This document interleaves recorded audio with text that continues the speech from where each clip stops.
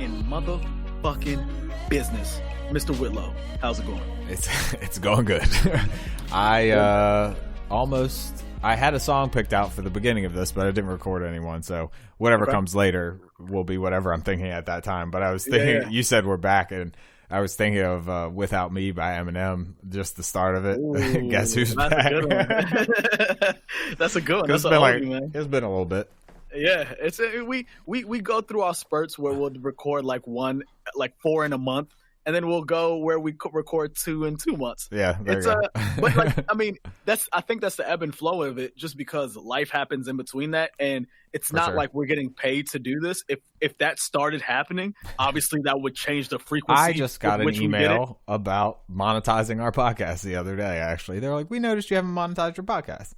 Yeah, I'm not giving you my tax information right now. Wait, what? Dude, why wouldn't you say yes? It's cents. We would be getting cents. It's based on numbers of listens and things like that. So I like cents. Yeah. Okay. All right. Well, fuck it. Yeah. I'll look into it. All right. Because I mean, like, what if that is like the catalyst? I don't know. I'm just making shit up. But it would be interesting to see what money we could get if we did monetize it. Monetizing your podcast as a click through Spreaker's monetization program. Yeah, and then there's a lot of writing that I just didn't feel like reading, basically. So that's probably send it to me then. Why I didn't do it. Okay, yeah, fuck it. Yeah, send it to me. I don't know if I'll just copy and paste it because I don't know if you can get into the page. I'll just send you the login. Never mind. Yeah, that'd be interesting to see what our options are, because that would be really cool if, like, even if it's like, I don't know, like a couple bucks a month, and then maybe that gives us insight into how we can create this thing into being something that we can make a living off of. Because I don't know about you, but it would be fucking fantastic if we could make a living off of doing this. I don't know about you, but that's my dream. That'd be able to do this and get paid a salary that allows me to support myself and my family. That would be a dream come true for me. Talking shit. Just talking, bro. Like even if like we had to read books and come and discuss them, I would be down to do all of that. So it'd be cool to see what we could do with that. I'm down with book reviews. Yeah. I could do that all day, man. I love that shit. Like and it will also read like 12 this year, so you got plenty to choose from. Yeah, but like I should have read more. The reason I didn't read more than that is because there were 2 books I had. One was called Behave, and the other one is the autobiography of Leonardo da Vinci. And Behave is talking about what goes on within a person's biology and psychology that leads up to an action that they take. Mm-hmm. So, like, okay, let's say somebody murders someone. Yeah. They trace it back to all the way in utero. Like, what was the mother going through? what was she? Yeah, like it was basically breaking down. Like, that's hard data to get, bruh. It breaks down all of the things of what make a human being take a specific action. Who wrote that? It talks about, damn. It just sounds like something Sapolsky, something like that. And he basically talks about how the stress environment of the mother is going to affect the way your neurons develop in your brain, which is then going to have an impact on something you do later. Yeah. Or at your childhood development, the things if you are in an environment that is loud or dangerous, that is going to have an impact. And it just, when you get a ton of traits from your parents in the first place, I mean, shit, mental illness, I feel like they can pinpoint that it can be hereditary, certain ones, you know? So, I mean, that sounds super interesting. I would love to read that book. Yeah, and it breaks it down in a very scientific way. So there's a lot of scientific jargon. Behave. Oh, Behave. I don't know why. Yeah, there's a lot of scientific jargon that is very difficult to comprehend if it's not your background. He does do his best to make I've heard of this author, Robert Sapolsky. Yes. The Hacking of the American Mind. That one sounds very familiar. He wrote that as well. But yeah, this looks really good. Behave. Yeah. It's for me personally, it was tough to read because of the scientific jargon, but it did a very good job in explaining and basically giving us, making it very plain that when somebody murders someone, when somebody cheats on someone, when somebody jumps off a building, commits suicide. These things are not random events that just pop out of thin air. You can almost certainly, given enough data, pinpoint a time that was the catalyst that led to these actions. And basically, I've heard even Sam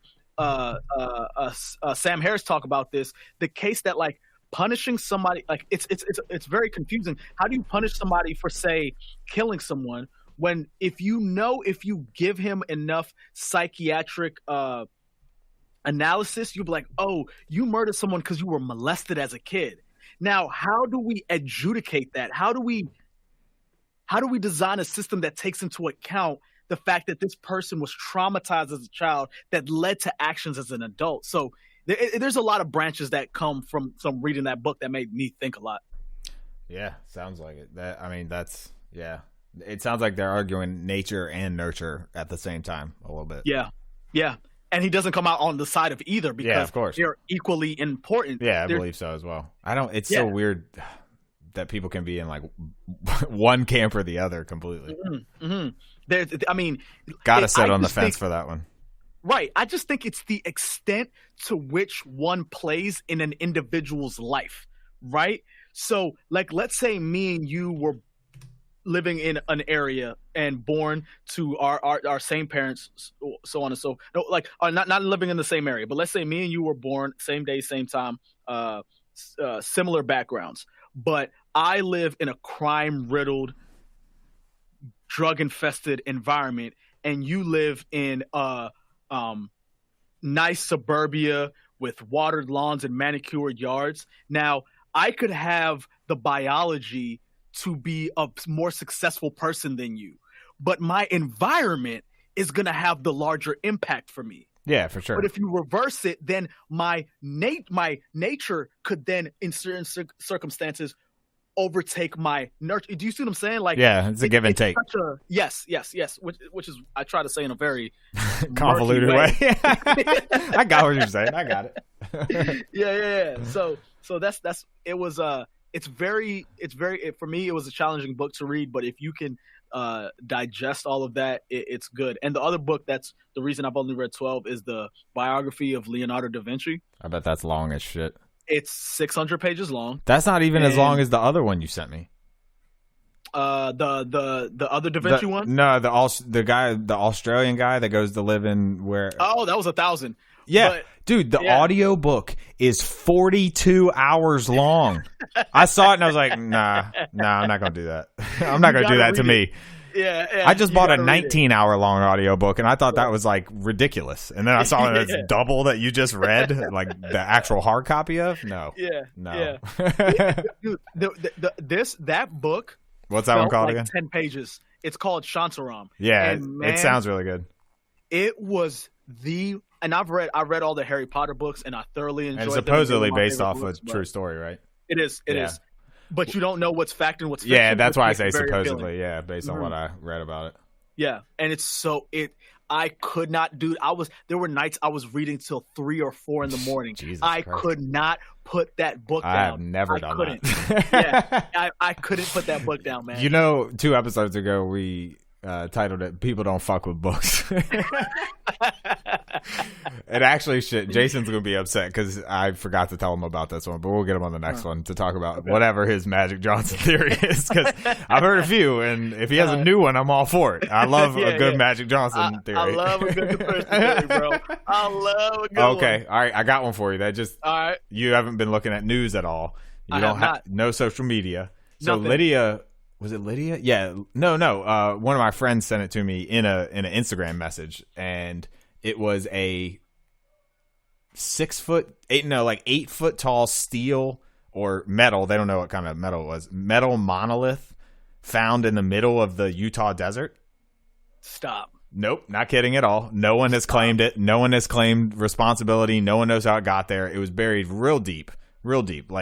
And eventually 2 guys who have this like leave no trace philosophy. They're just like, I guess, hikers or whatever they do for a living. I don't know. But they decided on their own to go out and dismantle it and get it out of the Utah, like, because it was just in the middle of the desert. But so many people were going to see it. And it was and just nobody knows what it is. no one knows how it got there or what it is. And I mean, maybe it's just made out of metal, because at this point I think I would have heard if it was made out of some kind of thing we don't know about. But Yeah. Two guys claim responsibility for taking it down, but only because they didn't want people trampling all over this natural area that normally has no foot traffic, and littering and leaving all sorts. People wanted to go out and take pictures with it for social media. Like 7 days later in Romania, one shows up on the top of a hill. Shut up. Very similar. No. This is all within the last week and a half. Or 2 weeks. No.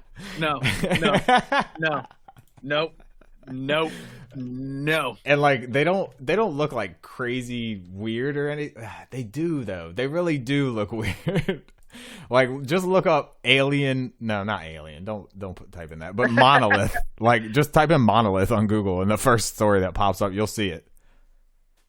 Oh no. And and so the second one appeared out of nowhere, and then it disappeared a couple days later, just out of nowhere, just overnight gone. Then a new one today was discovered on a mountain in California. Yeah. So.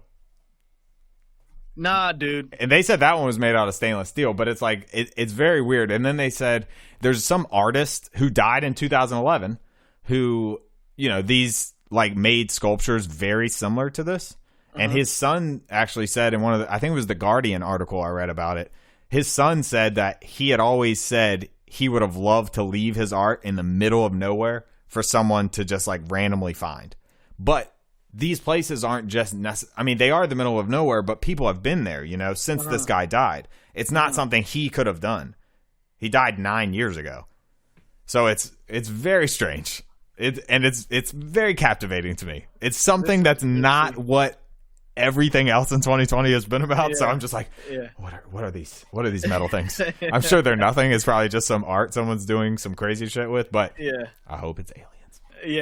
No, that is very interesting. And I'm the more I'm listening to it with the guy who had a father who wanted to do that exact thing. But like, he's not an artist. Like, his son's not an artist. He's not. Right. But he didn't take after. What if he left the pieces? I mean, I guess he could have put it in his will, like, hey, can you do X, Y, and Z 9 years from now? That's some stuff an artist would do. Sure, that would be wild. That would be really cool, actually. That'd be really, really but cool. I hope it's not that. For my sake and my conspiracy theory, I need it. I need one. I need a new one, and here it is. It's like a Christmas gift. Come early. It was right around Thanksgiving.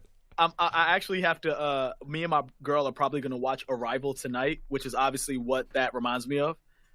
Have you seen that? Yeah, of course. Has she seen that? No. Oh, okay, nice. I actually have been meaning to rewatch that because my TV is, basically they're putting out all these movies now. And they're 4K Ultra HD, which is even it's so great. Yeah, and so I've been like, shit, we paid $10 to rent a movie last night. It's like, fuck, if we had gone to the movies, we'd pay way more than that. $50. Yeah, exactly. So it was $10 to rent an Ultra HD movie, and it was like, fuck it. If that's what it costs to stream in that quality. But dude, I bet Arrival looks. It's gonna be nutty, dude. I mean, I haven't seen that movie since it came out, so I bet. I saw. I'll rewatch any alien movie after, especially if with how technology goes. It's like, oh shit! First time I saw it, only 720 was out. Then 1080 came out. Yeah. Now 4K is out. It's like, shit, some movie screens are 8K at this point. The thing you and I went to that showed like space and lights, which I barely remember because of all the shrooms I did that day. But very fun day. All I remember was like zoning out in the theater, looking at lights like, holy shit, this looks sweet. Yeah, dude. Who was that? I don't even remember who that was. Oh man, I can't. I will forget his name. But that's another podcast I need to re-listen to because obviously, there. This is what he was makes on me Rogan. believe in aliens because the level of intelligence that guy is on.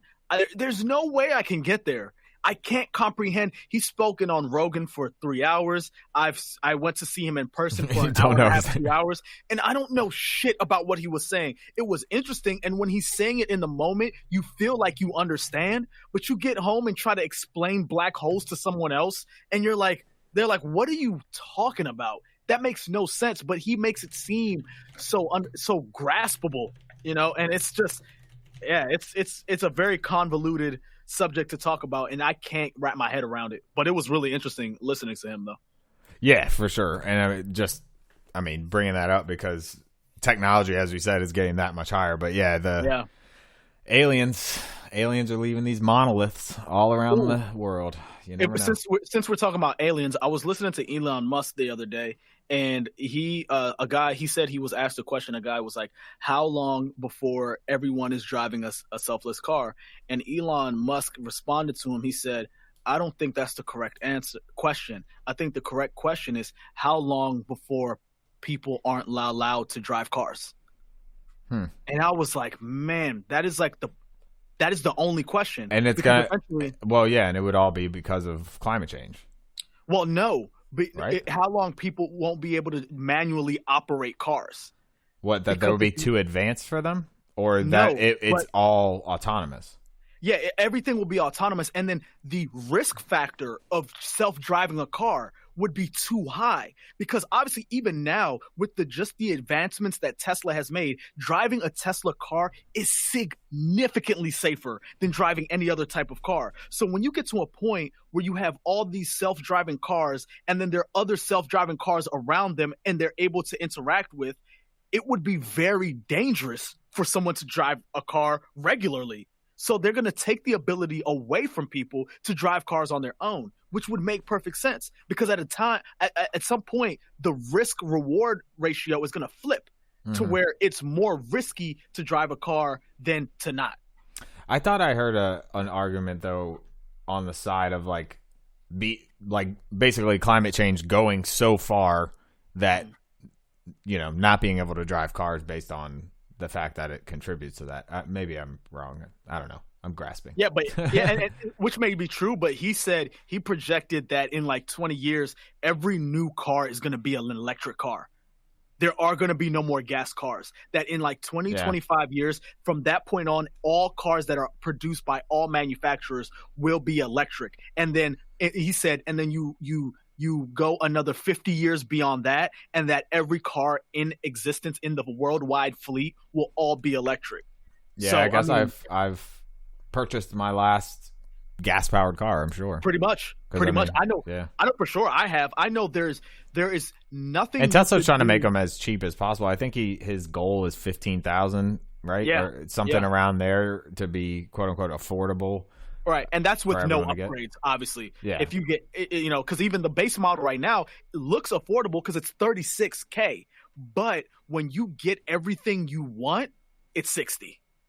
So it's like or more, yeah, or more. Typically more. If you go all out, it's like $120. But if you just go, all right, I'm gonna get the baseline things that I think are attractive to me in a Tesla, you're looking at 50, 60K off the jump without many major alterations. So yeah, even if he got it to 15K, you're still looking realistically at 40K to have really have the Tesla that you actually want. Yeah, those things are crazy. Yeah. But I mean, I could tell you right now, sitting from my perspective, there's almost nothing you could do to tell me that could convince me that once I, pay my car off and sell it, that I'm not going to get a Tesla. Like that's my only. Well, dream. What if Tesla? I mean, you would think though that it can't just be one car manufacturer of the future. Of course, that has to change. Something else could come. I mean, there are other electric cars. It's just not. Normally, they're not focused only on electric cars. Like, Ford has an electric vehicle. Toyota, the Prius, obviously, can be fully electric. So, yeah, obviously, we're heading to that direction.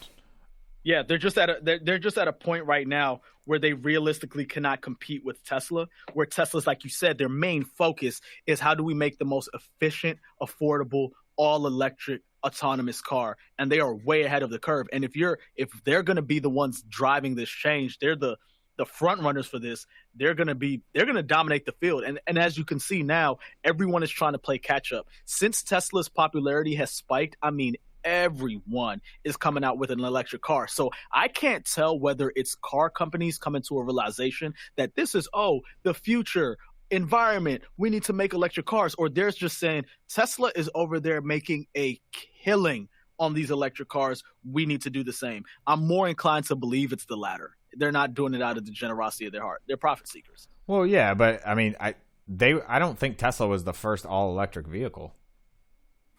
Really? Yeah, I think someone else had one. I feel like Chevy or Toyota or somebody, like the Prius may have been the first one.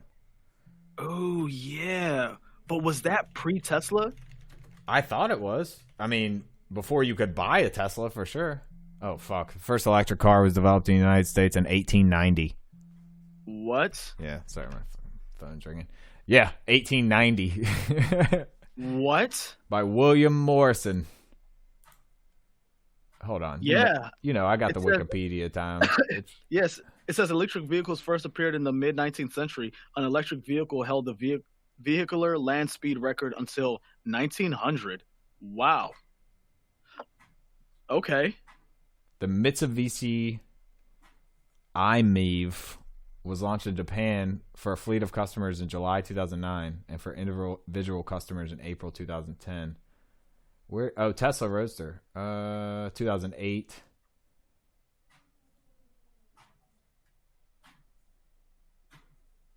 Okay, Huh. I see here. It says here in the U.S., the first successful electric car made its debut around 1890, thanks to William Morrison. Okay, chemist- successful. What measures that? Yeah, I don't know, but it goes on to say he was a chemist who lived in Des Moines, Iowa, and his 6-passenger vehicle, capable of a top speed of 14 miles per hour, Ooh, he's moving. Was little more than an electric wagon, but it helped spark interest in electric vehicles. Wow. By 1900, electric cars were at their heyday, accounting for around a third of all vehicles on the road. Wow. During the next 10 years, they continued to show strong sales. That is fascinating.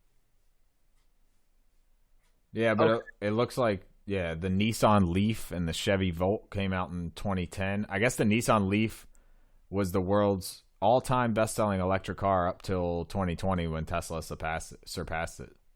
Yeah.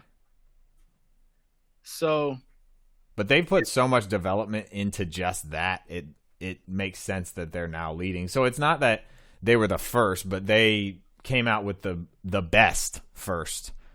Something that was way upgraded from everything else, and now everyone else is trying to catch up with those upgrades because they didn't. His whole company is that one is all about making those vehicles. Obviously, SpaceX is about something else. The Boring Company is about something else. Yeah. This man's got his hand in everything. Yeah. Let me read a quick synopsis to kind of tie the knot on why it looked like electric cars were very popular to how they lost their popularity and we came to have the vehicle landscape that we do. So it goes on to say it was Henry Ford's mass-produced Model T that dealt a blow to the electric car. Introduced in 1908, the Model T made gasoline-powered cars widely available and affordable.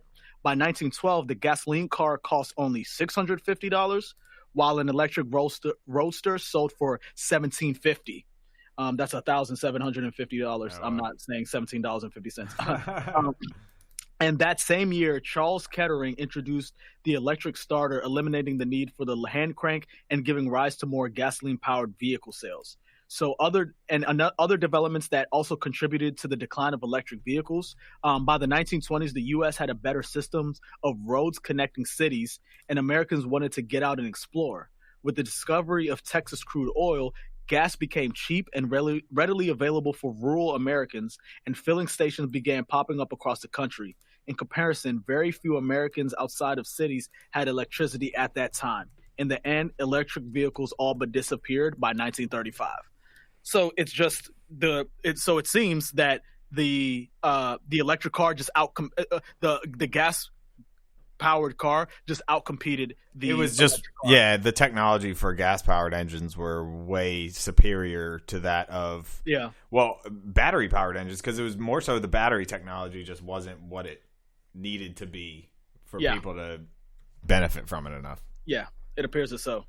So I mean, it's interesting to see the trajectory that the next few years are going to take in terms of being on the road. But I know for me personally, I see a lot of advantages in owning a Tesla. Again, primarily of which are safety. Well, yes, tax credit, sure, but I mean, just the fact that knowing my car can take evasive maneuvers for me, the fact that I could put it in cruise control in traffic and it will basically drive as if I am an attentive, focused driver and make all the correct turns and Yeah. that to me really is cool. it's just crazy. And Elon Musk said that by next year, in some jurisdictions, he will be releasing his fully functional 100% self-driving cars in the next year. Next year, they'll be on the road. That's awesome. So I don't know in what parts, whether that's Europe, whether that's here, but they're going to be out there. So you're very soon you're going to see people in the back seat and in the passenger seat, just nobody in the driver's seat, Chilling. just cruising, just chilling. People watching full-blown movies, relaxed, vodka in hand, big chilling, bro. I don't know how long before that's probably going to be illegal. Still drinking in the in the car, I would assume. But Yeah, but after a while, you're gonna have to let that go. you have to be in the back seat. You can't be within reaching distance of the wheel. It's gonna be something like that. Like only turn up in the back seat of cars. Man, that I can't wait. Yeah, that'll You just be nice. Man. call a cab, it pulls up, and it's just you just get in. That's it. There's nobody there. You just get in and you're sitting. Were you the one who was telling me how if you own a Tesla, if you get the Tesla with the fully automated self-driving, you could loan it out as an Uber and get paid on the money it makes? I was not telling you that. That sounds crazy, but doable. So it's an actual real thing. Okay. If you have a Tesla that's fully self-driving, you can say, okay, from the hours of this, and probably which would be best when you're asleep, from the hours of midnight to 6 a.m., you can Uber people wherever, and the car will just do. Okay. And your car will go out and make you money, bro. Damn. Think That's about wild. how nutty that is. That's very wild. That's crazy. I mean, hey, that's a good reason to get one if it comes to that. If anything, that is a reason, bro. Sounds like you're trying to talk yourself into getting a Tesla. Oh, I'm not trying to talk myself You're like, into it. look, I can get it to drive Uber for me. I don't even have to be there. I don't know how much I'm gonna trust that at first, but we'll see. It's from what it looks like, it's pretty safe. But I've already talked myself into the next car I'm going to purchase is going to be a Tesla, 100%, All right. 100%. Now, is it going to take some time? I'm going to need to save up a good amount of money over a long period of time. Absolutely. But the next car I'm buying is a Tesla, hands down, man. And I'm sure everyone else out there should do the same. I want to be safer on the road, man. You mentioned something that brought me back, and I gotta ask if you've seen it. Have you seen them? You mentioned oil, gasoline, becoming a big thing. Have you seen There Will Be Blood? Yeah, of course. So I never watched that I movie. didn't even wait for you. I to never finish it? watched it until What? last night. We watched it last God. night. Yeah, Daniel dude, it just Day-Lewis never. is the man, I dude. know, and it just never came up. It was such a daunting thing because it's almost 3 hours long, and. When it came out, I think I was like a college freshman or something. It's like, I'm not going to watch it. Then it kind of, it just got pushed to the back of the list. Yeah. It's been on my Netflix list since I got an account. So me and Lydia watched it, and it was awesome. I was blown away. He's amazing. Fantastic. He's just so good at everything. Fantastic. And I was reading about his process, and because at the end, spoiler alert, when he kills Eli in the bowling alley, he wakes up from being passed out drunk, and he's eating just steak with his hands. And I don't know if you remember, but he chugs a jug of clear liquid. And I was like, fuck, he did just wake up from being drunk. Like, is he drinking water? Because he said no thanks to the whiskey when Eli offered it to him. So I looked it up, and they said, no one ever has said for sure. But the way that he got into the Daniel Plainview character was by chugging vodka and eating steak. That was his way to get into character, like before each scene. So he was definitely, I don't know if it was real vodka, but the character was definitely chugging vodka because he knew what he was about to do. But that speech he gives at the end, just, everything, just how the time goes by and you see his success grow, but also his disdain for every human other than himself.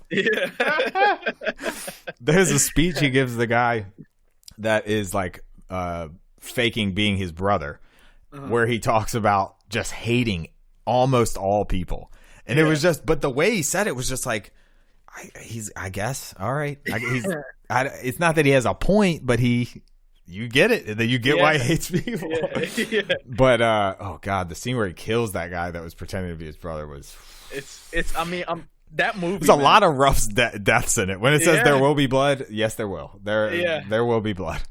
Man, I would have adamantly suggested that you watch that movie. Oh, of course. Dude, I mean, there's a ton of movies like that, I'm sure. But it's just like, nowadays, there's so many options. Like last night, we watched 2 movies, and one was that, and they were both on a list of ours. We pulled them both off the list, but with watching trailers for new movies, I added 4 to the list. So technically, through the math process, I added 2 to the list. So it's just like, what the we're never going to get to the end of it.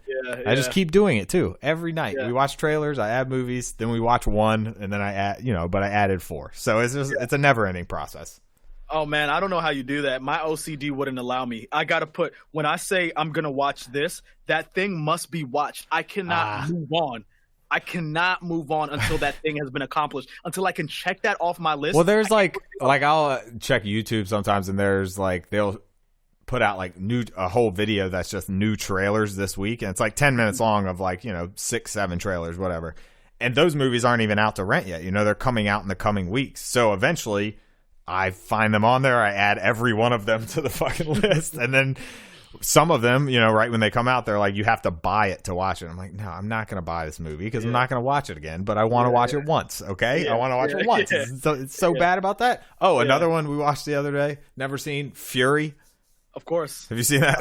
Of course I have. It's actually one of the more bloody war movies I've ever seen. Didn't realize that, but amazing cast of actors. Brad Pitt, Shia LaBeouf. The guy that John Berthal that plays the Punisher and all those other parts.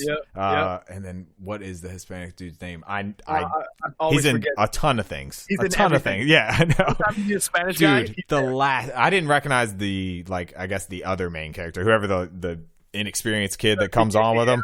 But I've seen a couple things. Dude, that ending when they're in the tank fighting the Nazis, holy shit! I was like, woo! And then he sees USA. Him under the tank. He sees him under the tank and just says, "We're clear." Dude, the whole time I was like, "Why the fuck are you moving? What are you doing?" I love watching movies at home because I can yell at the TV. I'm sure Lydia hates it, but now if we ever go to a movie again in public, I'm gonna be one of those people yelling at the TV or yelling at the screen. How they turned into those people. I alady do it at sporting events, I yell at sporting events on the TV too. I mean, it happens.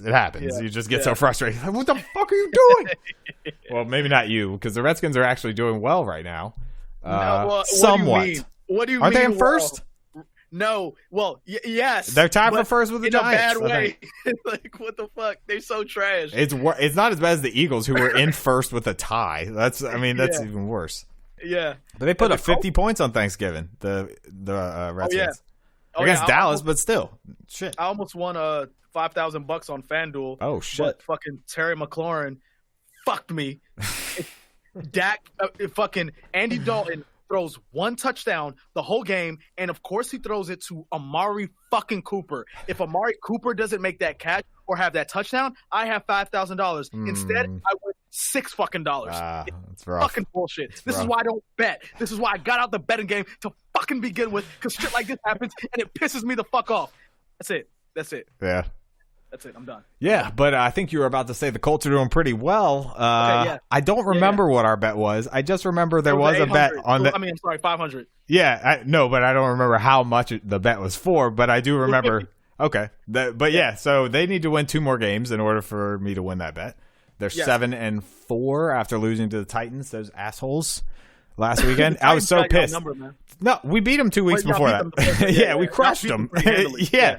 It was bad. We had a lot of injuries too and COVID related things happening, but they fuck. Derrick Henry is that dude, bro. Dude, he is a monster. He's that dude, bro. He stiff-armed one of our defensive linemen and just put him into the ground. The oblivion. I was just like, and they added it to his highlight reel of stiff arms. I was like, no. It was like the second play of the game on Sunday. Yeah. And dude, I was so happy because it was the first time they've been on national TV on a Sunday. Like the first time they've had a Sunday game where I could watch it without streaming it illegally. Yeah. And Got and blasted. yeah, they got blasted. I was like, son of Yeah. a bitch. I lost like $50 on it, maybe 100. Yeah. I forget. Yeah. Dude, Derrick Henry, I think every time he places his hand on somebody's chest, he takes their soul from their body. He's so tall too. That's one of the what it big must things be. about him. Bro, a couple weeks ago when he stiff-armed Josh Norman sideways, where he levitated him Yeah. and he was fully parallel to the ground. Yeah. I'm like, goodness gracious, bro. It looked like he had a Josh Norman could've been handful the same. when he did it. Just like it was like you had to have a handful to push him that hard. He was palming him. It was so He disrespectful, palmed man. his helmet. I don't like, I personally am a run the ball defensive guy, and I just dislike how quarterback heavy and passing heavy this league is. So I love watching Derrick Henry Set up the because play action. he just reminds me of like old school hard mouth, hard nose. Well, and then they can pass the ball all the fuck they want to And their they can. awesome wide Right. receivers because Yep. on play action we think, oh fuck, here he comes again. Right, like The you don't monster even know that he whether, is. you don't even know whether the receivers are that good because AJ people are so scared AJ Brown's a of. beast. No, let me. I'm like, I know he's good, but you don't know how good he really is because you can't. You got to have a double cover shitty their running back. receivers Yeah, you got to have a shitty running back to really find to out. know how good your receivers are. Yeah. People are so scared of the run. Yeah. You one play action. AJ Brown is wide open. Well, you've pretty much Wide found open. out how good Julio Jones is because the Falcons normally don't. Yep. Since Matt Ryan, they don't have a running game. So it's like that's just an example of Yep. that. Like Julio is Yep. flourished. He's great. But yeah, you're right. I've actually really liked the Colts have gotten more into the run this year. We have 3 fucking starting running backs. Yeah. And Naheem Hines, Jonathan Taylor, and what's the third Jordan one? Wilkins. Yeah. And they would have, well, Wilkins wouldn't be a part of it if Marlon Mack hadn't got hurt on the first fucking Yeah. play of the whole season. But, Yeah. I mean, they've been running the shit out of the ball, and it's been awesome. Like, just not used to this. I mean, since Edgerrin James in the early 2000s, late 90s for the Colts, that was when the last time they ran the ball like this. So it's maybe, as you said, and they have like the number 1 defense in the league. So that would be why they have success all of a sudden. Yeah, no, the Colts are good. I mean, the only reason I picked against them, I knew they were good, is I just didn't believe in Phillip Rivers, obviously. I still don't. But I still hate him. I don't just hate him because he's our quarterback, but fuck, I hate when he throws it. Like he and he's our quarterback.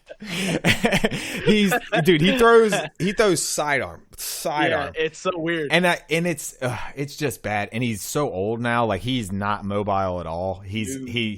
Our offensive line is good, and he's good at staying in the pocket and avoiding hits, but he can't run the ball whatsoever if he gets in trouble, and he's just not like he just looks weak when he throws it. It's not. It doesn't have a lot of oomph behind it. Yeah, no, but it is also an indictment on the Chargers too, because he went to the Colts and he's like, as long as you stay relatively accurate and don't make any big turnovers, You'll be good. You're going to win 12 games. Yeah. Where it was so hard for him to do that in the last few years with the Chargers. And look, the Chargers have a stud at QB. That guy looks generationally good. Just bro. bad how they got there. Just really sad how they got there.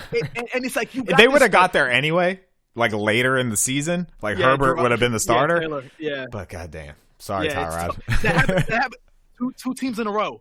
Two teams in a row. Who else did that Remember, happen he was to? with the Browns last. Oh, I thought And you he meant got someone hurt. else got a punctured lung from a team doctor on the same no, day. I was no, like, no, what? No. It's an epidemic. Gerard Taylor was with the Browns, and the exact same thing happened. Not in terms of the punctured lung, but he got hurt. Yeah. Baker Mayfield took his job. Yep. He goes, new team, new place. He gets hurt. Somebody takes his job. It's just like, Yeah. damn, bro. Yeah, it sucks. That sucks, man. Sucks to be you right now. But, man, Justin Herbert He's is a the beast. real fucking deal, man. That guy is ugh. Yeah, there He's might good. be a couple new teams in the playoffs this year that aren't normally there, so it'd be interesting to watch for sure. Yeah, and the Chargers are very fresh because they got Keenan Allen, they got Mike Williams, they have Austin Allen's Eckler. having a hell of a year. Yeah, and they have studs on defense, but Jesus, they can't stop anyone. They give up 20-point leads every other game. They're a dumpster fire over there. How's your fantasy squad looking? I don't want to talk about it. I thought that was gonna be the answer. I don't even get on it anymore. It just is what it is. Yeah, it's been a rough year. Rough year for us all. Yeah. Oh, like another FanDuel, I'm doing decent, but that's it. Yeah, I've gone to that a few times. Now I've just gone to sports betting for my kicks for football. Yeah, it's much better that way. Did you happen to watch the Mike Tyson Roy Jones Jr. rematch, or not rematch, but old person fight? Hell no. Oh, you didn't? Why would I? I don't know. It was fun to watch. It really was. Was it? Yeah, I had a really good time. We watched it. Was it good boxing? Yeah, dude.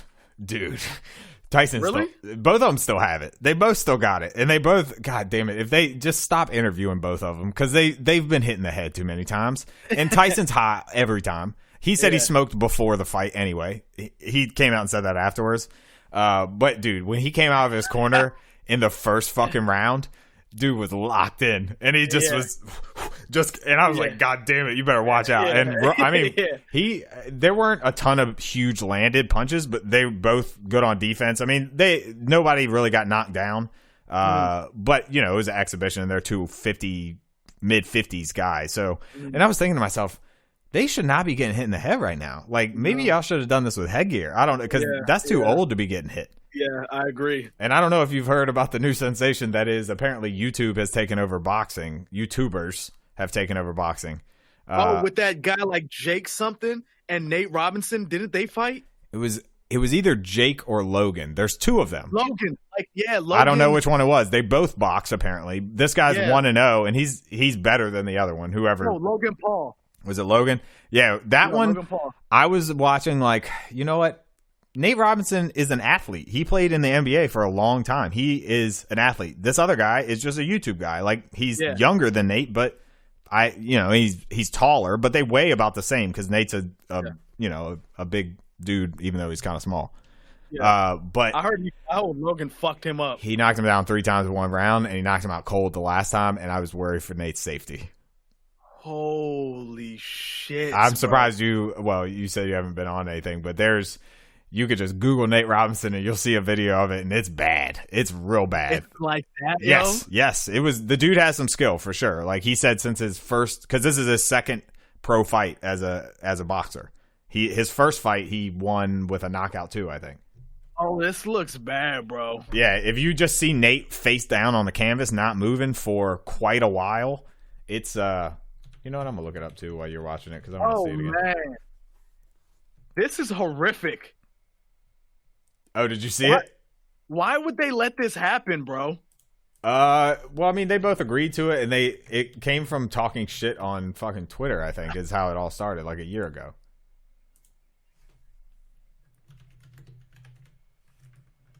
Nate Robinson knocked out. Oh my God, bro. Yeah. Well. Oh, this is the one where he gets up. Okay. Okay. Oh God. No, he got it. Yeah, if you see probably the first one that came up on YouTube. Oh my God, bro. Yeah, that last one was, and they were checking on him for a while. Oh my God, bro. And he landed on his face. So it was pretty Oh my pretty God. brutal. Oh my God, bro. Oh my. Yes. Son, is he okay? Do we know this? I don't know. I don't know.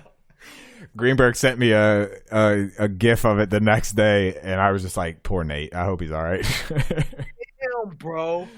And he was standing afterwards when they were interviewing whatever Paul outside the ring afterwards. He was standing up, getting medical attention. Dead, bro. I know. He does. We were worried. Me and Lydia were watching it, and I was like, and I put $25 on Nate just because I was like, fuck this YouTube guy. He's annoying. So I put $25 on Nate. He was actually the underdog. So I was like, fuck it. I can make a little money on it. It did not go that way. Damn. I think that was the first round. They can't Maybe even the second. get him. They can't even get him on the stool, bro. Yeah, he was roughed up. Now, let me tell you what this man said after the fight. Not Nate, but what is his name? Logan or Jake? Logan Paul. Okay, Logan Paul said after the fight that he is going to whip Conor McGregor's ass. What, bro? He said he's already in talks with Conor's camp to set up a fight, which who knows how true that is. But Please let that happen. I want it. Please. I mean, it would be great if it would be MMA, but it won't be. But I mean, even if it was, McGregor he normally just knocks people out in that too. Yeah. But McGregor is unretiring in January to come back and fight again. So it's is that what you say? Unretiring? Returning from retirement. I don't know. Retiring? He's retiring. No, that would be retiring again. Unretiring. I thought Nate was dead, bro. I'm still in shock. It was rough. And there was a fight before it, and that one was actually pretty good. That was real, like, young pro boxers, like they've dedicated their lives to this type thing. And then obviously Tyson and Roy Jones Jr. was the main event. But like I said, if you watch highlights from it, you'll see they were doing it. Roy Jones was slipping out of there multiple times when Tyson was trying to hit him, and it just looked smooth still. And I was like, damn, okay, he's still got some moves. Part of the reason I didn't watch any of the highlights is I saw both of them with their shirts off. And This ain't worth watching. No, dude. And the thing is, it's like when you get old, fat might get, take over where muscle is, but they both are. I mean, Tyson came in at 220, I think, and Roy Jones was 210. So it's, they're still big motherfuckers out there. Yeah. And Tyson lost over 100 pounds for this fight. 100 pounds. He was big he as really fuck. gotten out of shape. Yes. I'm sure Roy Jones wasn't in shape when they first started talking. Yeah. But I mean, I watched him on Rogan. I watched both Mike Tyson and Roy Jones on Rogan. Oh, yeah. And Mike Tyson obviously looked better, but then you compare him to the other times he's been on Rogan, man, he was really fat when he was on Rogan previously. Yeah, I guess he was. But Roy, did you see when Roy Jones compared his left hand to his right hand? No, I didn't. I don't think I saw that episode. Bro, because his left hand is his power hand, his left bicep is double the size of his right. Oh my god! It looks so weird. It's like, does he work it out more, or is it just that he throw the punches are thrown harder, so it gets worked out more? I don't know. That's weird. But his left hand was a cannon. His right arm was I was like, what the fuck? That's his jab arm. That's his jab. Like that motherfucker. That left arm had a boulder in it, bro. But I wonder how somebody lets themselves get that lopsided though. Yeah, that is weird. That's that very strange. you know the episode on Family Guy after Peter introduces Quagmire to internet porn. Oh yes, and then he lifts his arm up and it's just jacked.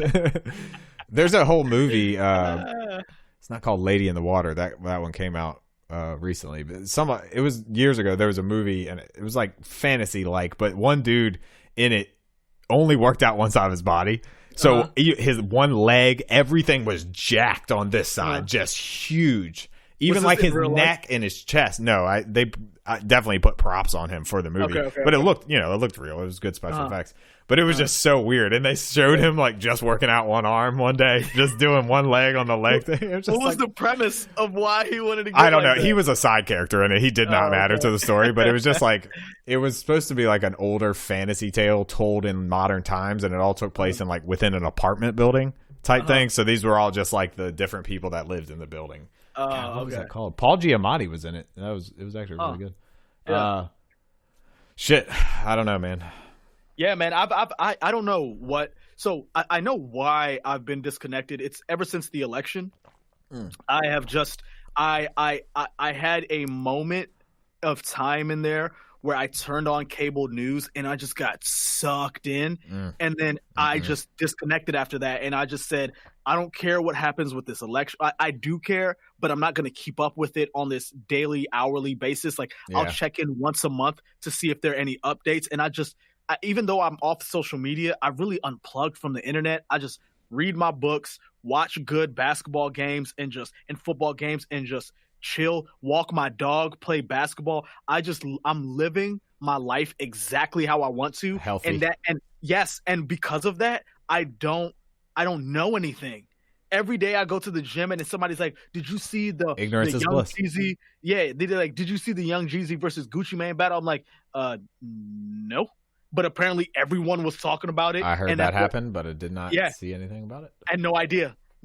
So when you were like, I have stuff to tell you, I'm like, good, because I'm just out of the matrix. Yeah, well, coronavirus is the highest it's ever been right now. Didn't know in the that United either. States. Yeah, because Virginia as a state just went back, like rolled back into a another, a former phase that we were in before, like phase 2, or I don't know how it works. But like only groups of 25 people and that shit. But yeah, it's spiking in all the weirdest places around the country, like the where large cities are not. So it's strange. Texas, another huge like hotspot for it right now. Trump is still suing everyone for the election results. And I've seen on Reddit multiple times people highlighting comments of people that gave money to Trump for his legal defense fund, like for his like lawsuits and shit to pay lawyers. People donated money thinking like, oh, he's telling us the truth. And now they're very upset that they donated money, to someone that's, basically just keeping the money. Like they're not going to win these lawsuits. They're not going to go forward at all. Yeah. It's just like, it's on a subreddit called Leopards Ate My Face. And it's all about people that say things like, it would basically be like, if you went up and pet a leopard and it ate your face, then ask why it did that, that type of thing. So it's like people's comments on social media saying like, oh, I'm not going to wear a mask when I go out to this place, to my church or something. And then a week later, their comment is, please pray for me. I have COVID very badly. And it's just like, oh God, but it's also a lot of, so it's just, I haven't looked at a lot of politics stuff recently. It's just, I see headlines every now and then where it's just like, he's still suing. All of the lawsuits have been dropped so far. None of them are going through. They're still doing recounts in a couple states, but they already did one in Georgia and I think Michigan, and he came out, Biden came out on top again. So it's just baseless, exactly what everyone thought Trump would do if he didn't get reelected. Yeah. The exact thing. And we were talking, who was the guy that said that? Was it Alex Jones? God damn it. I hate quoting him and saying he was right, but he was. Like the 83 days of hell where Trump just, between the time he loses the election and the time he Joe Biden actually comes into office in January, that like 80 some days is just going to be Trump doing hellish shit, which he is. He's doing wild shit. He's been firing people. He's been doing wild shit. So it's no different. I loosely keep an eye on it when I scroll past the headline. That's about it. Yeah, I mean, other than that, I've been trying to get a PlayStation 5. It's impossible. Hard to get. It's impossible. Yep. It's impossible. You can't get one for less than $2,000 right now. People are selling the shit out of them. Scalping them basically. Wow. People use the sneaker bots and repurpose them for PlayStation and Xbox. Yeah. So they basically took the sneaker bots that you're very familiar with losing out to. Yes. And there's scalper groups that I read an article this week. One guy bought 221 PlayStations on launch day. How? I couldn't even get one. I couldn't get one. Yeah. And he said he was a former sneakerhead, or still is, and he found out how to use bots for that, and now he's using them for this. It's not illegal to use bots. Yeah, no, it's against terms of service for the companies that you're using them against, but it's not illegal by any law. Yeah. It's maybe a little too advanced to be any law right now because the government wouldn't even understand what the fuck people were talking about with it. But yeah, so that guy, he made $40,000 in a week. Damn. Selling off them for a profit. It's wild. People are selling the box, just the box, and they even put it in the title, not like they're trying to deceive people, for $300 to $500 on eBay. The box for it, man. I'm not kidding. Why wouldn't somebody just go in the trash can, take a box, and sell it? I don't know, but it works because they're sold. There's a lot of them that have sold. It makes no sense. Wow. So yeah, I maybe next year this time I'll get one. Yeah. One of my friends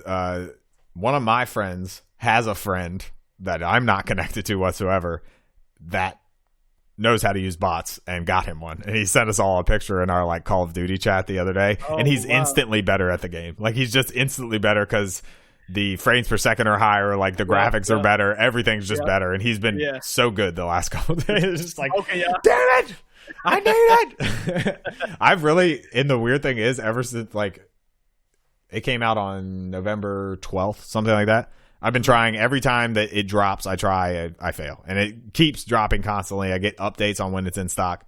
I've basically stopped playing video games like I used to because I'm like, I don't want to play on this old shit. I want the new shit. I don't want this old shit no more. Dude, I don't know. I still don't know why people haven't made the jump to PC gaming, because PC gaming there's no console that fucks with PC gaming. These it's just do. impossible. But no. I've seen the specs. If you get the you can't buy a $500 gaming PC and get what you get with this. Not even close. You would have to pay at least double to get this type of graphics card. I mean, the graphics card itself that's in the PlayStation costs more than $500, basically. They're losing money on every unit, apparently. No. I know. But if you got, if you spent $2,000, if you spend around $1,500 to $2,000 on a computer, you don't have to touch it again for 10 years, though. Yeah. If you get the best graphics card and the best monitor with the highest FPS, you don't have to touch that computer again. There's just something about a console, though, man. I like console better because I have a PC that can play any game I want, but it just doesn't it's just not for me. Like I like doing it when I play like single player games, but for some reason multiplayer I got to be on the TV, not a monitor. Even though everyone I know has switched to a monitor at this point using a console. My TV is better than my monitor. It's 4K. It refreshes at 120 frames per second, so it's like I'm gonna use it on there. But it's also I don't just play one game, and PlayStation has the games. Like they have the exclusives that are. I mean, shit, because you are an Xbox fan because of mostly Gears of War, and I'm the same way. It's like the Spider-Man game that's on PlayStation 5 is one of the best games that's ever been created. Like just the games that come out exclusively for PlayStation is the reason I'm such a fan. Yeah, no, fair enough. I completely get it. I just know that but just PCs in general are better than consoles. And I guess these are competing with PCs, but if you did a PC right, I would still, if I played on a PC the best version of a PC I could play on, and you played on a PS5, I would still smoke you because the power I can get through my operating system is just more than you can get through your PlayStation. Well, but that a lot of the time comes down to using keyboard and mouse, because you can be better and faster with keyboard and mouse. But you can play with keyboard and mouse on console. You have been able to since like PS3. Actually, know a guy that does it. It's very weird. But I just like controller as well. I'm good enough. All right, hey, look, I'm not a zealot. I'm done. I haven't played video games in 6 months. I've just given them up. I can't not play them moderately, and I was just playing it too much I was just playing too much during work hours. Like I would wake up, work for like an hour, play video games for like 4, work another hour, then start back to playing video games. So I'm like, let me get some of my life back. I can go play basketball and do other shit. I'd rather waste time in other ways than playing video games, because it's just too easy to stay in one spot for 4 hours and not even blink and just be like, where did the day go? So I personally, I love video games. I'm not disparaging anyone who does play them, but for me, I couldn't moderate it. So for some reason, I can only play during the daytime now. When it gets nighttime, I just don't want to play for some reason. I have to play when it's light out. It's so fucking weird. Really? So like during the workdays, it's just like, all right, I'm probably just gonna watch a movie tonight. I don't know. Plus, playing Call of Duty is not like relaxing by any means. It's not at all. Bro. I feel like I'm in war when I'm playing it. I'm like, I get out of it and I'm like, God, I feel like I just fucking worked out. Like I don't like this feeling afterwards, but it's fun to play still, I guess. It's not comfortable. It's not but I mean, like, I'm just like the new NVIDIA RTX 3090 graphics card starts at $1,500. So that's just the graphics card. That's the best you can get right now. The best one you can get. And they're only going to go up from there, maybe get a little more expensive, but they'll hover around that price for brand new ones. And I mean, that doesn't include everything else you got to buy. So probably more than $2,000. I get what you're saying with the longevity, but the PlayStation exclusives keep me coming back every time. And that's also why I've never like gone with Xbox. So if a PlayStation exclusive means you can't get it on PC, and I thought if you have your account with PlayStation and you log in your computer, that you can still play that game. No, the Xbox has that shit, but PlayStation doesn't have like an actual. You can play it in like a diminished quality. It's more like a screen mirror of your PlayStation. You can like remote play your PlayStation. You can't necessarily play PlayStation games on PC. But then like Xbox, you can get Xbox Game Pass on PC and just play any game you could play on Xbox. Right, on the computer. Yeah, exactly. So, but like Horizon Zero Dawn, PlayStation exclusive, came out in 2017, 2016, something like that. It just dropped for PC. So it's that long of a wait between like the exclusive titles when they'll actually come out. Like the Spider-Man game, the first one only came out like 3 years ago. I don't think you can play that on PC yet. It's still just a PlayStation exclusive. Okay. So and I mean, they do that on purpose because they've used these games over the course of my lifetime of playing PlayStation to say, okay, well, we're going to put out another one. You better only play ours. And I'm like, all right, well, that's my choice then. Yeah. So fair enough. Yeah. You know, I this is completely random, but you know, I think what kind of makes me by the way, anybody listening, this is going to be way off topic. It has nothing to do with hey, we're just bouncing around. But yeah, I completely forget COVID is a thing because I've been hooping for the last month, and bro, my gym has full court open, and there's 15 to 30 people there every day, and we are just full court running every day, Monday through Saturday, full court bump. No mask, no nothing. Everybody's just hooping. Nobody has had to take a week off because they're sick. Everybody's just like, it's all young people just being like, fuck it. There's an older guy who comes out there. He wears his mask around the chin. I don't know why he does that. Why even wear it? Why wear it? It's completely around his chin. I'm like, bro, if COVID is a thing that's gonna get you, it already got you, bro. Yeah, it already got you. You got it. It's gonna get you, bro. So like, and we've just been playing, and it's just been so fun. And every time I'm on the basketball court, I'm just so happy to be there because it had been taken away from me for so long. And you can just tell there's arguing and stuff, but people are just so excited to be out of their house playing basketball. Yeah. And it's lovely, man. I'm praying that, I know Virginia is rolling back to certain phases. I hope they don't take this away from me because I've lost 5 pounds already since I started hooping again. And because I had gained 15, I've already lost 5. Nice. And I know if I can keep this up for another 2 months, I will lose the rest of that weight. But man, if they take that away from me, like, I'm not the guy who can just get up and just run. That's not my shit. But I have found a unique way. What if you ran while dribbling? No, that doesn't do it. It has to be somebody in front of me trying to stop me from dribbling. Well, you got to get your girl to go with you and try to guard you the whole time. You know what I mean? Like, I found this creative way in which I can get my exercise and have fun. And the fact that they're snatching this shit away from people based on this bullshit ass death rate is just it's frustrating me. That's not it though, man. I mean, you have to. Did you listen to the episode on Rogan with Nicholas Christakis? Yeah. Yes, I did. Yep. I mean, he's predicting 2024 before we're actually up to 50% of the people we would maybe need for herd immunity. But even he agreed that shutting down the economy was retarded.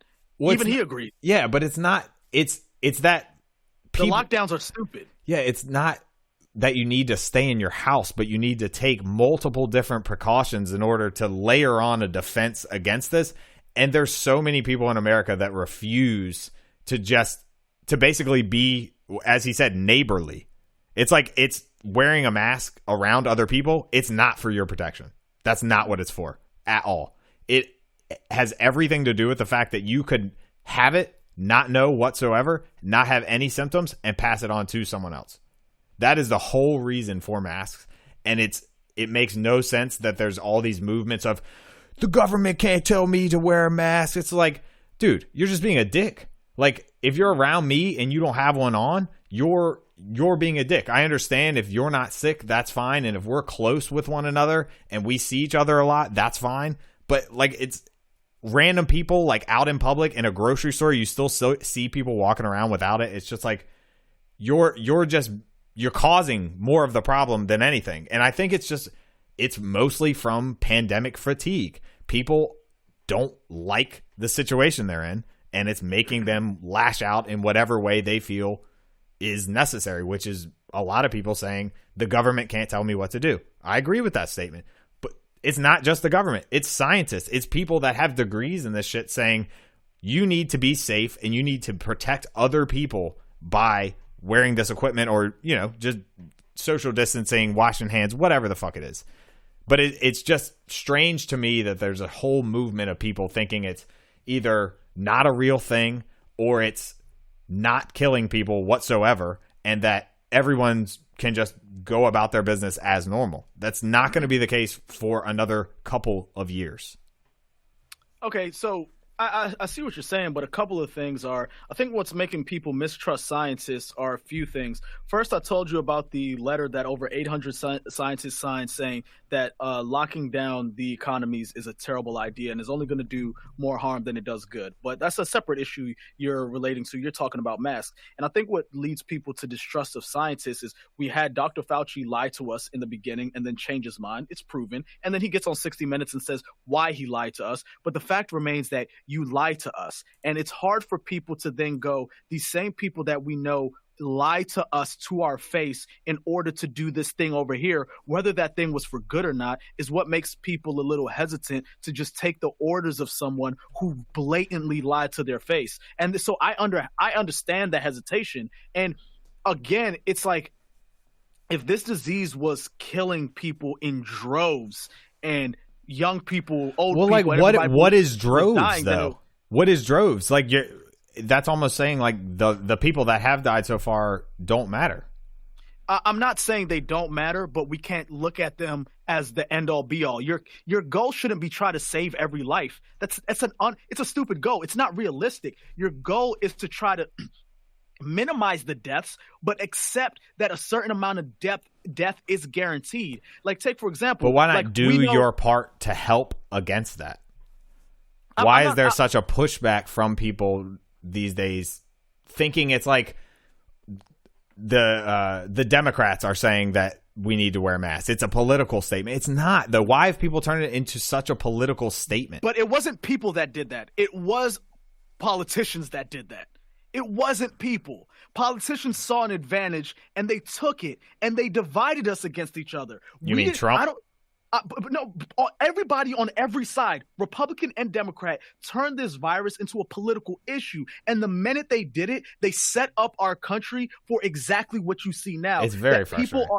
It's extremely frustrating because we're not on the same page. I don't care what page it is. Don't wear a mask? Fuck it. Okay, don't wear a mask. Wear a mask? Okay. But at least have some consistent messaging from the people that we elected to be honest with us. But once you betray that trust and you betray that honesty, it makes it hard for a large contingent of people to trust you. When have they ever been honest? That's whatsoever? The point. Again, that adds to the argument that like people do not trust the government and the information but look, that they're it comes down to common fucking sense. There have been diseases, just colds and flus that have been bad, or all the way to like the Spanish flu, the Black Plague, whatever. People have always worn masks to prevent the spread of disease. It's one of the oldest fucking things people have done to prevent the spread of disease. People in Asian countries have been doing that shit for fucking decades, just that I've been alive for. It's something that is strictly American right now, where people are like, you can't tell me what to do. And that's very American, yes, but it's not the fucking time to be that type of person. It's the time to be very considerate, and the fact that there's a fucking election the same year as all this shit happening is the least thing from people's mind, like that, being considerate to one another. It's not about that for most people. It's about who can be right and who can get the best point off or hot take across, I guess, about the government. It's so annoying to me that I see people, to me it comes down to a basic common sense thing of be considerate to other people that could die from this disease, that are more susceptible to this disease. Yes, those people should be taking way more precautions than you and I, because we are healthy individuals. But it's still a part, as, you know, if we're going to be one as a nation, to help each other out. And that bothers the shit out of me. Yeah, but you see, you have to do your best to put yourself in other people's shoes, because people do not feel the same way you do. They don't see it as killing other people. They just see the virus as bullshit to begin with. So them not wearing a mask isn't them saying, I'm deciding to kill my neighbor. They're saying, this thing is not what it's cracked out to be. I'm going to take a chance with my life, and Yes, and the people around me, we're just going to live our lives how we best see fit. We have to deal with tragedy, death, and disease every other day. I don't know why this time is any more special than the rest. Shit, more people have died from smoking cigarettes in this 2020 than have died from COVID. Why aren't we addressing cigarettes? That's not how that works, though. Those kill bystanders as well. That's not how that works, though. People die all the time from secondhand smoke. You can't smoke one cigarette and get cancer and die. That's not how it works. That's how you're relating this to COVID. If you smoked one cigarette this year and got cancer this year and die from it, that could work. But not people that have been smoking for 30 years, got cancer this year and died. You can't count that as the same as more people have died from COVID. Let's talk about cancer. Let's talk about car death, drunk driving deaths. We still take these calculated risks every day within our normal daily lives that affect not only ourselves but other people as well. But we take these risks knowing that in order to make the world run as smoothly and as efficiently as possible, some people will die in the process. We can't save everyone, and I understand looking out for thy neighbor. I'm not making a case to not wear masks. I'm just simply trying to say I understand people who feel like they've been misled, not wanting to then further listen to the same people that misled them to begin with. Like straight up, do you remember Dr. Fauci literally telling people not to wear masks in the beginning? No, that's not what he said, not to wear a mask, not to buy masks. And this was when we were locked down. This was when we were locked down already, I believe, right?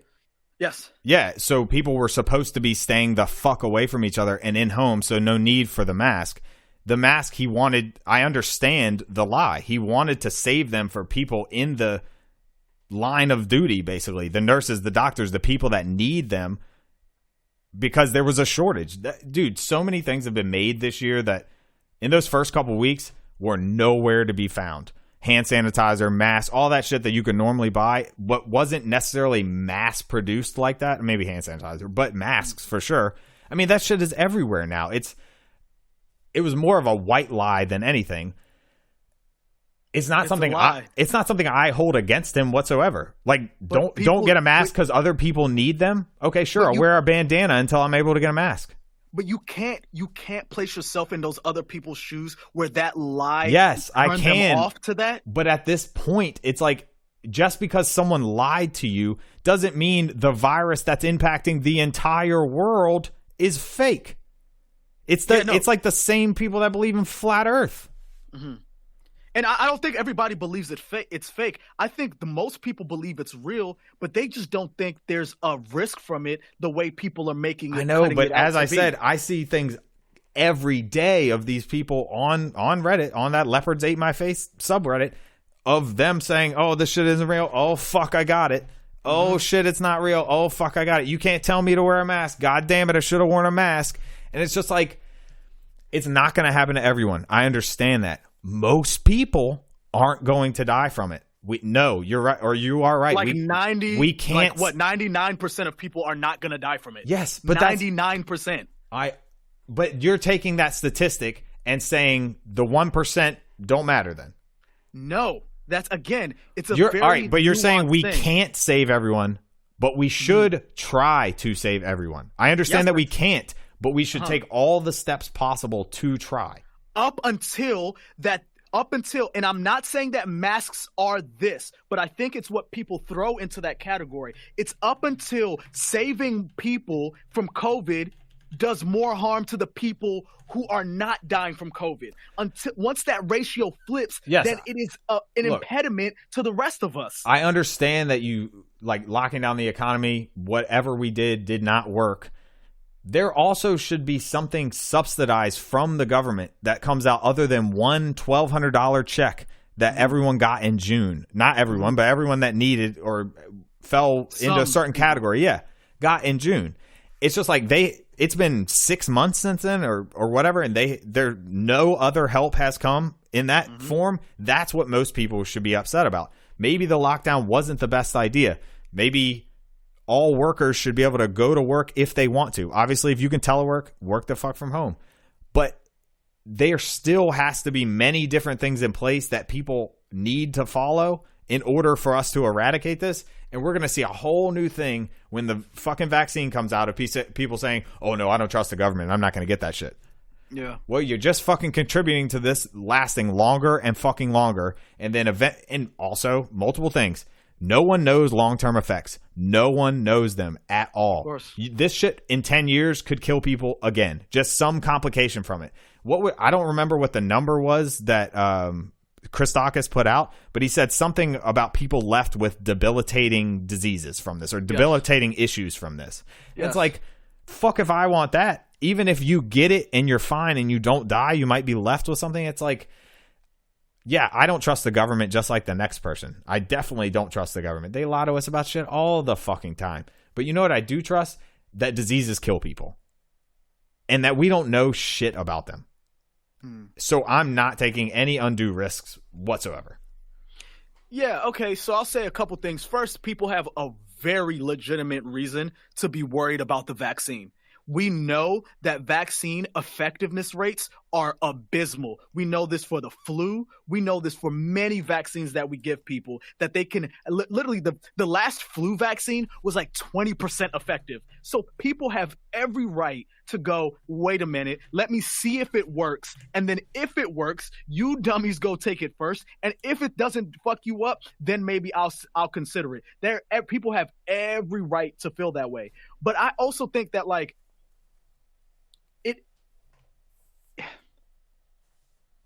I don't like how much this has made it okay for people to worry about dying. I know that sounds wild. Yeah, but it's an individual thing, though. Yeah, I'm just. No offense to that statement, but I think about my own mortality all the fucking time, and it was well before COVID. Well, true. Like, and true. I feel like I'm someone that's accepted it. I feel like that has an effect from hallucinogens I've done in the past, but continue. Yeah, I just think it's a person-to-person thing. I do think it's a person-to-person thing, but I would say that most of us would agree that living your life in a constant fear of death is not the ideal way to live life. And I think that's what the mask represents for a lot of people. That yes, they know there's a disease. Yes, they know they could die from it, but they have a hard time connecting the dots between like, how is every other day on earth different? So it makes them look weak in a way? In a way, it makes them say it makes them weak. It makes them feel afraid. Yeah. Like I've gotten over my fear of death. I've seen my parents die. I've seen my friend die. I've seen death up close, and I have done my best to build this armor to not live my life in a constant state of fear and regret and just locked up, cooped in the house. But you put this mask on me, and all of a sudden, I am having to grapple with that on a second-by-second basis. Every minute, it's on my face, and I'm just saying, I understand. I get it, dude. Like I don't want anyone to die, but I know my not wanting everybody to die is not enough. Is not good enough reason for people not to die. I don't want my mother to die. People die. That's not everyone a good dies. Reason. Literally everyone in history has died. I will die. I don't want to die, right? But that's not a good enough reason to keep me here, right? So I just think we always make these calculations about what a life worth living is. What is the value of a life under certain contexts? Yeah, but we're getting into the part, like, I get what you're saying. People are being very dramatic with that as well, where it's just like, it's just been this year. Like, I understand it's been a long time, but in the grand scheme of things, it hadn't been long at all. It's been very fucking short. And it's, I get it. People are, you're right. It has probably made a lot more people more scared of dying. And maybe that's why the math, it represents giving into that almost. Like, I'm not going to give in to the fear of that. But I don't know, man. It's just frustrating that I just see a lack of general care for someone other than, not you, but I see a general lack of care from other people towards the general whole as a group. It's more of a selfish nature now.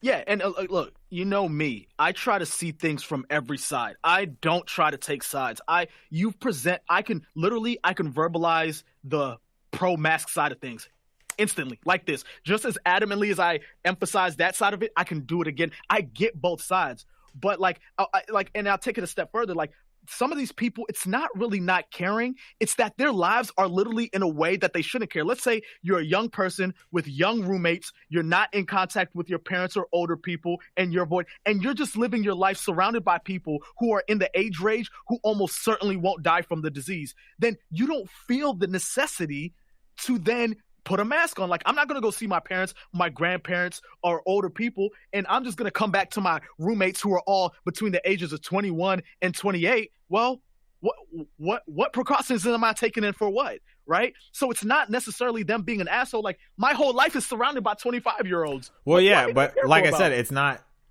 for those people. It's not for the people you live with, the people you're around all the time, your friends, your family that you do see. It's for those older people. It's for those people that when you're out at the store, when you have to go, when you're at the gas station, when you go to the gym, wherever, it's for those people that maybe you're passing, whatever. I don't see a mask as something very hard to do.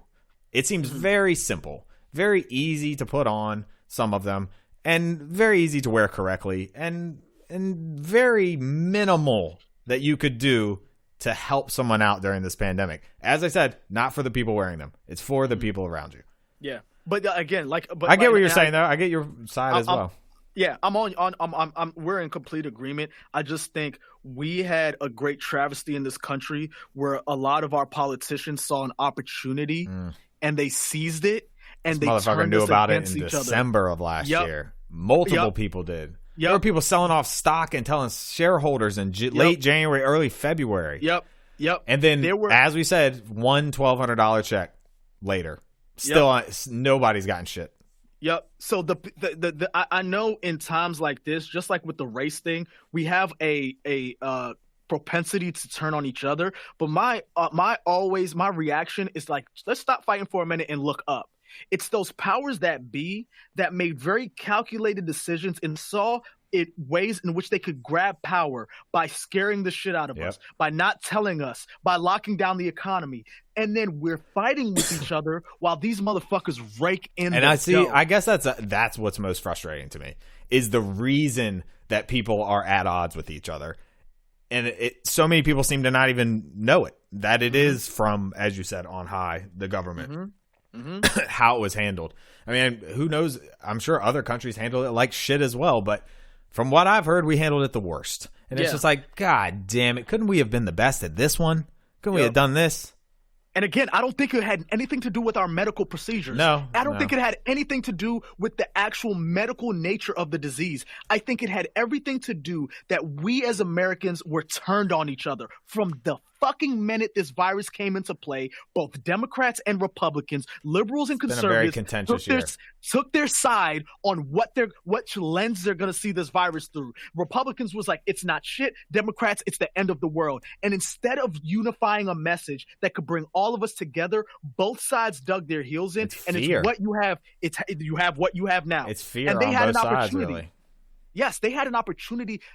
Look, in just like every tragedy could either be a blessing or truly be a curse, how like some of the most beautiful things in life come from absolutely the most painful times in your life.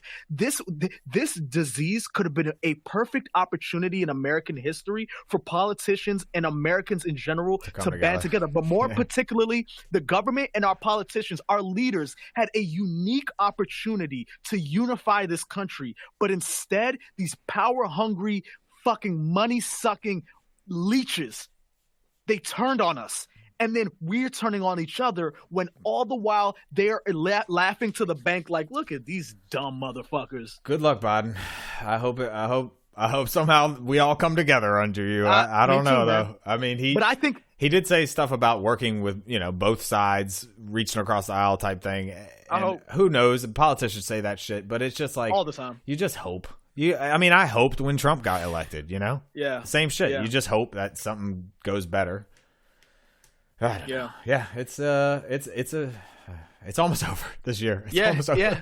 It is, and I think again, which is why we started this podcast. I think conversations like this are very important because me and you have various different beliefs that we talk through, and it's about demonstrating to people that you could think and believe very different things, but yet reach a common understanding in which it is, yes, you lose a little, I lose a little, but we move forward in a way that is beneficial to the both of us. Yeah. And that's the thing that's how this shit starts. And it's like, and honestly, it has to go beyond us having a conversation with each other. Hopefully a lot of people listen, but you got to find conservative and liberal people and argue with them. I got to find conservative and liberal people and argue with them and let them know at the end of the day, we could still go grab a fucking beer. We could still get something to eat. We could still watch the game together. And I will love you just the same, even if you believe some shit I don't. That's what makes America great. Yep. That we are the only country on earth where you could be this fucking different, have this many ethnicities, religions, practices, and still be relatively calm. You're the only place that can do this. Everywhere else, everybody looks identical to each other. I think right now it's relatively not calm compared to how it has been before. But yes, I get what you're saying. Yes, but you see what I'm saying. We're in a relatively hectic time currently. Yeah, but we make this work because we understand we are fundamentally different. Please but as long as we sign the fucking contract, please work better next year. Yeah, I hope, man. It's as long as, and here's where Trump got it right. Here's the part where he got it right that is true. The contract that we sign that makes this country able to work is that we're Americans first. I don't care if you're second generation African. I don't care if you're an immigrant. I don't care. If you say you're American first, that's how this whole fucking thing works. We have a common agreement that we as Americans have a common goal that we're trying to accomplish. And as long as we can agree on that, there's hope. Yeah. But as soon as we start dividing ourselves, it's I think that, dude, I'm optimistic, man. Yeah, always glass half full. Gotta be, man. What other way to live life? In misery? No, fuck that, man. No, I was just thinking the other day, and I mean, obviously, I've been at home for months now. Like my job, I haven't ever gone into the office. Same. And it's just like, man, I only wear sweatpants every day. Literally, bro. But I'll tell you what. I'm in an amazing mental health state. Like, yep, because I'm in a routine where it's like I spend time with my wife. I exercise every day. I literally, well, not every day, but I've been working out consistently 5 days a week for the last, at least the last 3 months, and before that as well. But I get 8 hours of sleep almost every single night. Like I go outside to play with my dog. I play with my dog. I go outside every single day to do something, and it's just like, damn, when I go back to the office, I'm going to have to change some things to make sure this stays how it is, because working from home has been, to me, I mean, I know it's a luxury and not everyone, not even a lot of people can do it. So, but shit, it has been very helpful for my mental health. Oh, yeah, man. I hope at the end of the day that when this is all over, I'm not saying, hey, companies, you got to make everybody 100% remote, but at least give people the option, because there's a large contingent of people who will elect to come. They're social butterflies. They love talking to people. And I don't know if you knew this statistic. 1/3 of Americans meet their spouse at work. 1/3. Wow. No. That's a lot, bro. Didn't know that. You are a prime example, right? Damn, dude, I feel so bad for men and women right now trying to date. It's impossible. It's impossible, bro. Yep, I've seen it work. And so so there's a large contingent of people, especially young single people, who are gonna elect to go to work at least 3 to 4 times a week. But then there's the people like us who are young adults trying to start a family, trying to start a life, who are going to come in the office maybe 1, maybe 2 days a week. But that flexibility needs to be there for people to be able to be as happy as they can be. And the happier you have your workforce, the more productive they are. Oh, I know one thing for sure. People ain't never going to work sick again. No. That shit. Nope. All right, you remember being in CDW's office and how fast a motherfucking flu or a cold would spread around that bitch? Yep. Oh my God, I hated that shit. You hear someone, go home. What are you doing? Why are you coughing? Get out of here. And they didn't have the option, because it's like, if you don't work, you don't get shit done, or you don't get paid, whatever happens. It's just like, damn, that's going to change in the future for sure. Don't cough on me. Now I can just go home and feel comfortable working from home, knowing my job is getting done, and having no stress. Dude, like I have no idea how I'm going to get the same amount of work done if I have to go drive in and walk between different rooms. Like, I get so much shit done now. Yeah. With the job I have, I have no idea how I'm going to do it all in one day and keep up this pace once I go back into an office. No idea. And me either, because I think a lot of it just, and this is why we started the podcast. Do you know how much time you spend talking to coworkers? Yeah, bro? For sure. And I never time. just get a coworker calling me now just wanting to chat. That doesn't happen. No, ever. It doesn't even really happen over IM. It's just we send emails and we make phone calls when we need business things. Everything is cut and dry. Very business much so. Necessities. People want to get back to their working from home, the relaxation. Yes. AKA working in sweatpants. Yeah. I work really hard for 2 to 3 hours a day, and my job is done because I know then that I get the rest of my day to do what the hell I want. Yeah. So people are significantly more productive. For sure. People are way more productive because of this. Yeah. They did a study in China where they let 50% of their workforce go fully remote and 50% of their workforce just stayed for the control group. And the people that could go home, 13% more efficient. Oh yeah, 13% more productive. 13% more productivity is a lot, bro. Yeah. If you got 5% increase in productivity, you'd be like, damn. Yeah. 13% is a lot, man. Yep. Yeah, as you said, there's probably not 8 hours of work to do in any given day a lot of the time. No. So if you can get it all done, you can get it all done. Shit, that's nice. Right, and there's an incentive, right? Because, all right, so when you go to work and you know I am there for 8 hours, no matter what I do, my face has to be in this building for 8 hours. Yeah. So what you do, instead of going to your desk, getting your work done and going, you go, I'm going to do a little bit here. I'm going to do a little bit here. Yep. Make it last do a little 8 hours. Bit here. Yeah. So I can draw my work out 8 hours instead of just doing it and being like, all right, I'm done. Yeah. Because if I finished it in 2 hours and was like, I'm done, you wouldn't let me go home. No, so what's the fucking point? Yeah. You'd be like, why am I paying you for 8 hours? What's the point? Because I can get my work done fast? That's a bad thing? What the fuck? right? So yeah, man, my computer battery is about to die. So my stomach is rumbling like crazy, so I'm gonna go eat. Yeah. But it was good doing another one. We'll get back on this quicker this time. It was exactly a month in between the last one. We did the last one on November 3rd. It's December 3rd today, so we'll do another one at least before Christmas or couple, and we'll catch you guys next time. Peace.